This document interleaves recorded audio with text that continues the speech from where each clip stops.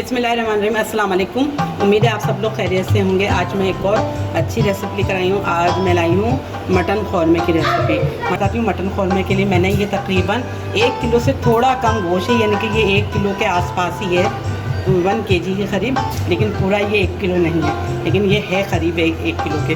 और इसके स्पाइस बताती हूँ मैंने 1 टीस्पून मैंने रेड चिली पाउडर लिया है और 2 टेबल स्पून के करीब मैंने धनिया पाउडर लिया है और 1 टीस्पून के करीब मैंने कश्मीरी लाल मिर्च लिया। कश्मीरी लाल मिर्च से कलर बहुत अच्छा आता है।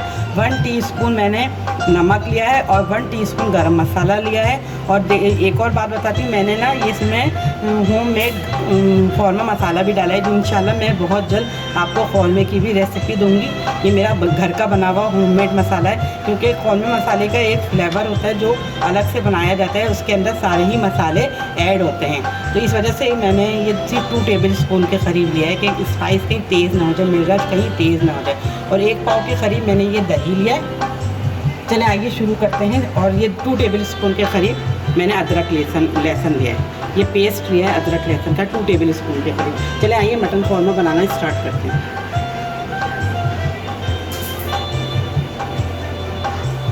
बिस्मिल्लाहिर्रहमानिर्रहीम, मैं तकरीबन इसमें हाफ़ कप के करीब इसमें तेल डाली हूँ। अच्छा, मैं आपको एक और बात बता दूँ कि मैं इसमें फ्राइड प्याज डाली हूँ, यानी कि तली हुई प्याज डाली हूँ। अगर आप लोग वैसे कच्ची प्याज लें तो तकरीबन ये 1 पाव के करीब ले लीजिएगा। 1 पाव या 1 पाव से थोड़ा सा कम कच्ची प्याज लीजिएगा, उनको फ्राई करिएगा, फ्राई करके निकाल लीजिएगा। लेकिन मैं 1 कप के करीब, 1 प्याली के करीब मैं तली हुई प्याज लूँगी।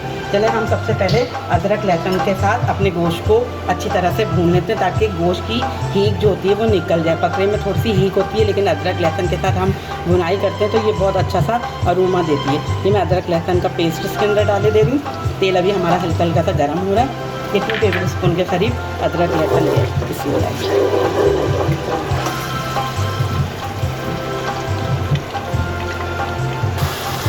बिस्मिल्लाह, ये देखिए ये अदरक लहसुन हमारा सौते हो गया, अच्छा खासा भुन गया। मैं इसके अंदर ये गोश्त डाले दे रही हूँ।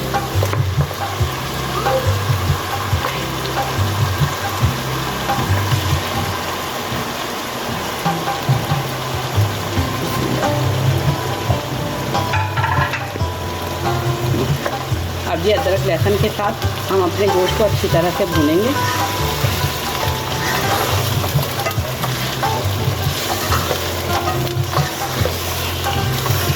जब तक भुनेंगे जब तक अदरक और ये अदरक लहसुन का पेस्ट और ये गोश्त का कलर थोड़ा सा चेंज ना हो जाए।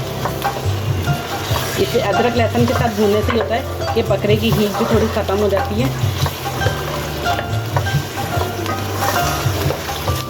इसको मैंने धो तो खैर बहुत अच्छी तरह से लिया था। अच्छा, इसको पकने में भी तकरीबन 45 या 50 मिनट्स लग सकते हैं।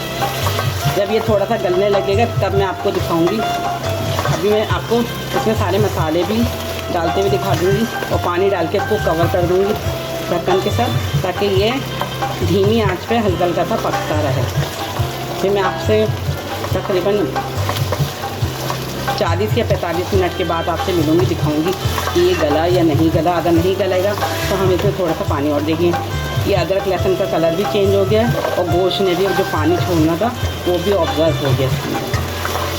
ये बकरे का जो ख़ौरमा होता है ना, बकरे में 2-3 चीज़ें आप बिलीव करें बहुत अच्छी बनती हैं। अगर मेरे कहने से बनाएं, एक बकरे का पुलाव बहुत अच्छा बनता है, मटन पुलाव और मटन कढ़ाई और मटन ख़ौरमा। ये 3 चीज़ें बकरे के गोश्त की बहुत अच्छी बनती हैं। आप लोग इसको ट्राई करिएगा इंशाल्लाह। पाकिस्तान में तो बहुत शौक़ से खाया जाता है और दीगर ममालिक में भी बकरी का गोश्त बहुत पसंद किया जाता है। सऊदी अरब में तो ज़्यादातर खाया ही बकरी का गोश्त जाता है। इंशाल्लाह मेरी सऊदिया बहन भाई जो हैं वहाँ पे जो रिहाइश पज़ीर हैं, उन लोगों को मेरी ये रेसिपी ज़रूर पसंद आएगी। सऊदी अरब में जो रिहाइश पज़ीर हैं, क्योंकि सऊदिया से भी मेरे पास बहुत अच्छे अच्छे कमेंट्स आते हैं।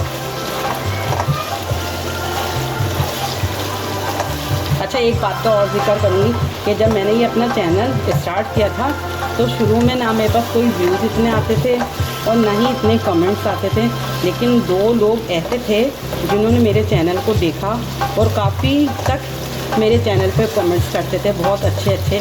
जैसे ऐसा लगता था जैसे मेरा चैनल भी देखा जाता ही होगा।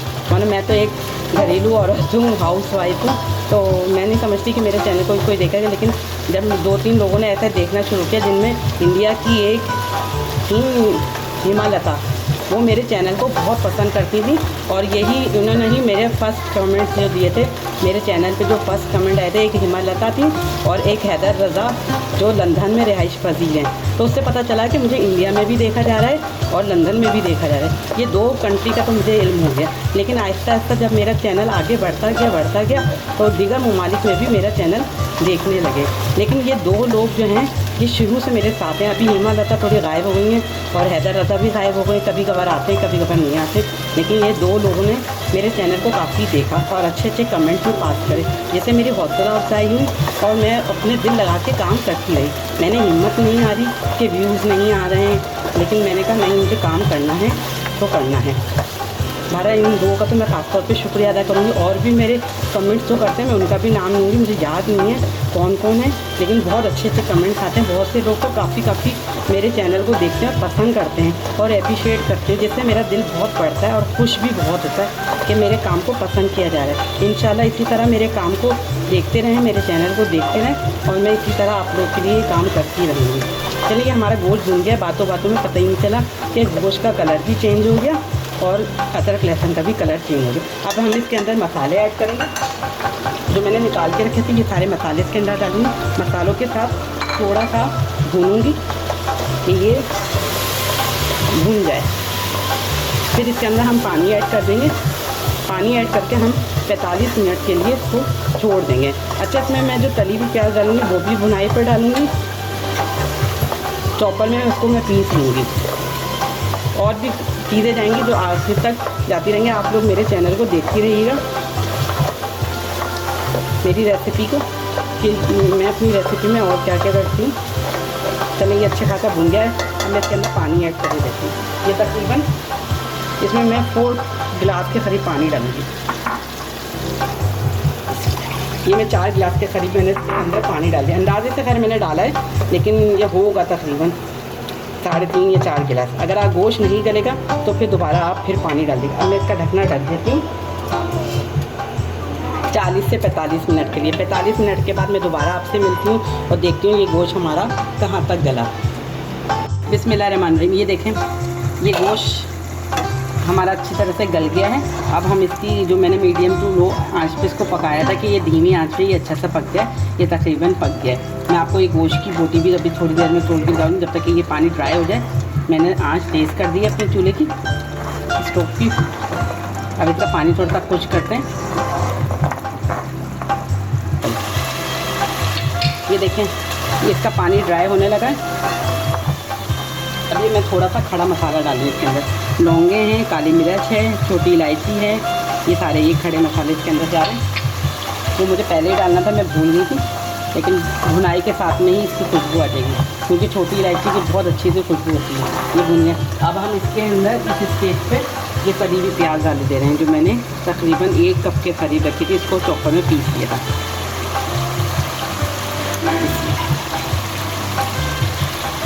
ये तली हुई प्याज इसके अंदर चली। तली हुई प्याज के साथ हम इसको खूब अच्छी तरह से भूनेंगे। इसमें तली हुई प्याज जो है ना भुनाई पर ही रहती है। अब हम इस स्टेज पे इसके अंदर दही ऐड करेंगे, जो हमने बहुत अच्छे से फेंट किया था। दही को फेंट के डालेंगे ना तो इसकी बहुत अच्छी चीज़ देखेंगे।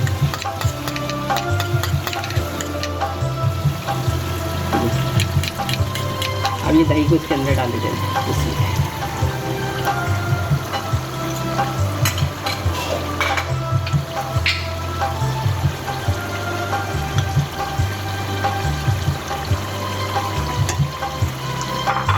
दही के साथ हम इसको खूब अच्छी तरह से भुनाई करेंगे।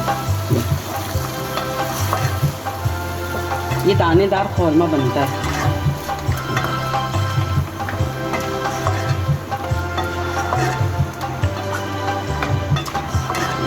ये अच्छी तरह से मिक्स हो गया।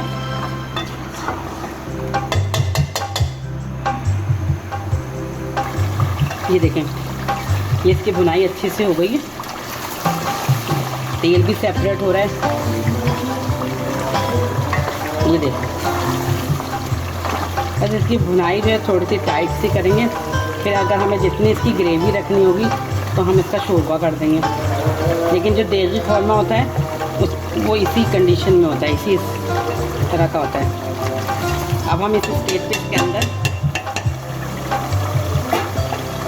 ये 1/4 टीस्पून जायफल जावित्री का पाउडर डालें। जो जायफल जावित्री से ना बहुत अच्छा सा खुशबू आती है। जायफल जावित्री ज़रूर डालना चाहिए खौरमे में।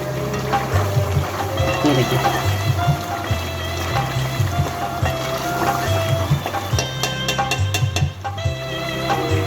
ये देखें ये खूब अच्छे से भून गया, इसका तेल भी सेपरेट हो गया। अब हम इस स्टेज पे इसके अंदर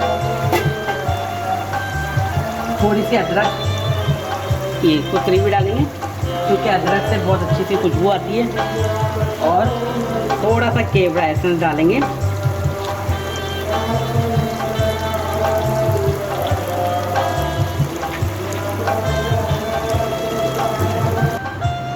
ये देखें, ये हमारा खौरमा रेडी हो गया।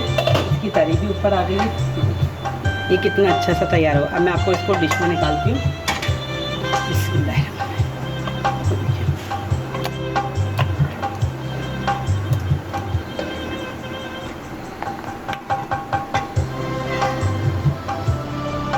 ये देखें, मेरा मटन खौरमा रेडी हो गया है। ये बहुत अच्छा लग रहा है, शक्ल से भी बहुत। अगर पसंद आए तो आप लोग मेरे चैनल को लाइक करें और सब्सक्राइब करें मेरे चैनल को, और दोस्तों में और फैमिली मेम्बर में भी शेयर करें। चलती हूँ, दुआओं में याद रखिएगा। लौट के आऊँगी एक और अच्छी रेसिपी के साथ। हंसते रहें, मुस्कुराते रहें और ये मज़े मज़े का ये मटन खौरमा खाते रहें। अल्लाह हाफ़िज़।